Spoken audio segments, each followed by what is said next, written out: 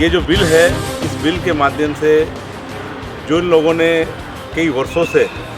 वक्फ संपत्तियों पर कब्जा कर रखा है, मामूली पैसों में किराए पे जिन लोगों ने ले रखी है, आने वाले दिनों में उन किराएदारों को बड़ा हुआ किराया भी देना पड़ेगा। इसलिए उनको बड़ी तकलीफ हो रही है कि वक्त के अंदर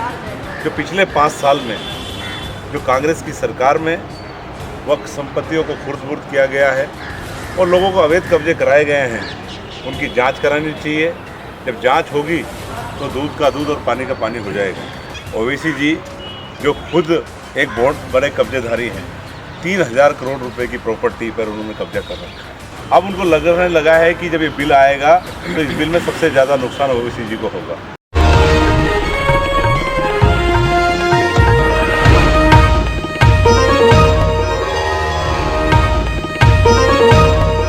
वक्फ अमेंडेड बिल 2024 जो कि आज पास हो चुका है, 288 वोट पक्ष में पड़े और 232 वोट विपक्ष में पड़े, लेकिन फ़िलहाल मोदी सरकार ने इसको पास कर दिया गया है। इस वक्त मैं मौजूद हूँ राजस्थान के प्रदेश कार्यालय भाजपा कार्यालय में और मेरे साथ खास बातचीत के लिए मौजूद है हमीद खान मेवाती, प्रदेश अध्यक्ष अल्पसंख्यक मोर्चा की तरफ से। सर, जो बिल पास करा गया है, क्या कहना चाहेंगे, क्या फ़ायदे होंगे इस बिल के पास होने से? सबसे पहले तो मैं आपके चैनल के माध्यम से देश के लोकप्रिय नेता आदरणीय प्रधानमंत्री श्री नरेंद्र मोदी जी का आभार व्यक्त करना चाहता हूं और राजस्थान की जनता की तरफ से और अल्पसंख्यक मोर्चा राजस्थान की तरफ से उनका हम स्वागत करना चाहते हैं, अभिनंदन करना चाहते हैं कि इतना ऐतिहासिक बिल उन्होंने पेश करके अल्पसंख्यक समाज के लोगों को एक तोहफा दिया है। और इस बिल के माध्यम से आने वाले दिनों में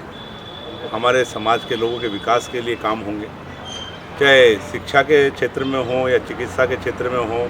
या उनके विकास के लिए जो योजनाएं चलेंगी, उन योजनाओं का सबका लाभ हमारे लोगों को मिलेगा। ये जो बिल है, इस बिल के माध्यम से जो लोगों ने कई वर्षों से वक्फ संपत्तियों पर कब्जा कर रखा है और मामूली पैसों में किराए पे जिन लोगों ने ले रखी है,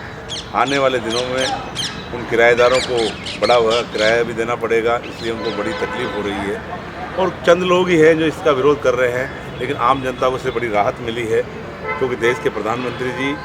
जो 140 करोड़ हिंदुस्तानियों के लिए काम करते हैं, 140 करोड़ हिंदुस्तानियों को अपना परिवार समझते हैं, ऐसे हमारे परिवार के मुखिया ने यदि अगर कोई फैसला लिया है तो 140 करोड़ हिंदुस्तानियों के उन्होंने हित में ये फैसला लिया होगा और निश्चित ही इसका लाभ अल्पसंख्यक समाज के लोगों को मिलेगा। सर, आपने कहा कि जिन संपत्तियों पर कब्जा कर रखा है वक्फ बोर्ड द्वारा, क्या उन संपत्तियों पर अब न्याय मिलेगा जो लोग पहले से खाली कर चुके हैं? जैसे अभी ताज़ा मामला आया था रामगंज के कोटे खटरे का, जहाँ पर एक मस्जिद की ज़मीन थी जिसमें वक्फ बोर्ड द्वारा 70 लोगों द्वारा बेघर कर दिया गया था। उस पर क्या कहना चाहेंगे आप कि वो लोग आज भी वो ज़मीन ऐसे कैसे खाली पड़ी हुई है? देखिए, बहुत सारी ऐसी प्रॉपर्टी है जिनके विवाद अभी 4 दिन चल रहे हैं,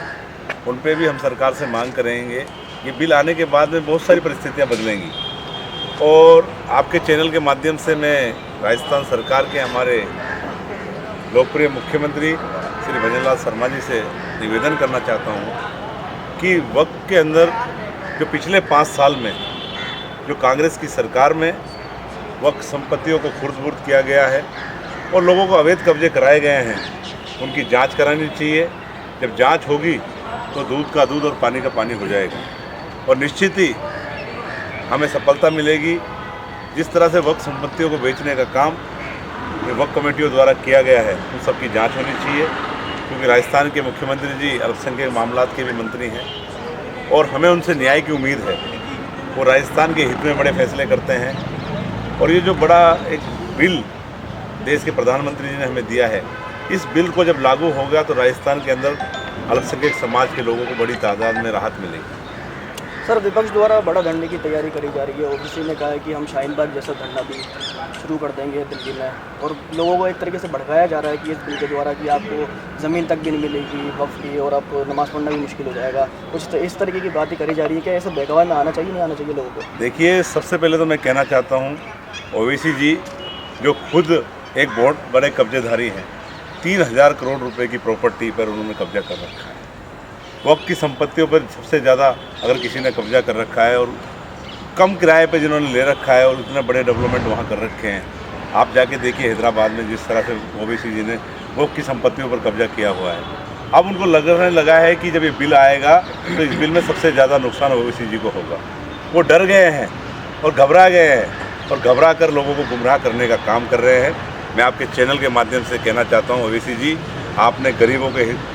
रक्षा के नाम पर उनको आपने लूटने का काम किया है, वक्त की संपत्तियों में आपने कब्जा करने का काम किया है। समय रहते हुए उसको आप खाली कर दीजिए और जनता को समर्पित कर दीजिए जिस संपत्ति पे आपने कब्जा कर रखा है, क्योंकि वक्त की संपत्तियाँ जो हमारे बुजुर्गों ने वक्त की हैं, उन संपत्तियों को आपको देख रेख के लिए दिया जाता है। ये नहीं कि मामूली किराए में आपने उन संपत्तियों को ले लिया और करोड़ों रुपए उस पर आप कमा रहे हैं। माननीय ओवैसी जी,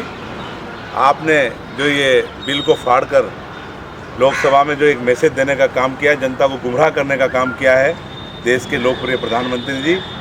अब आपको सबक सिखाने की तैयारी में हैं। आप अल्पसंख्यक मामलों के प्रदेश अध्यक्ष हैं, उसके बारे में जो लोग,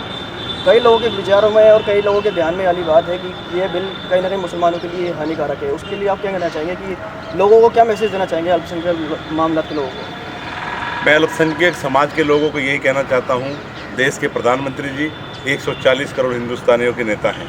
140 करोड़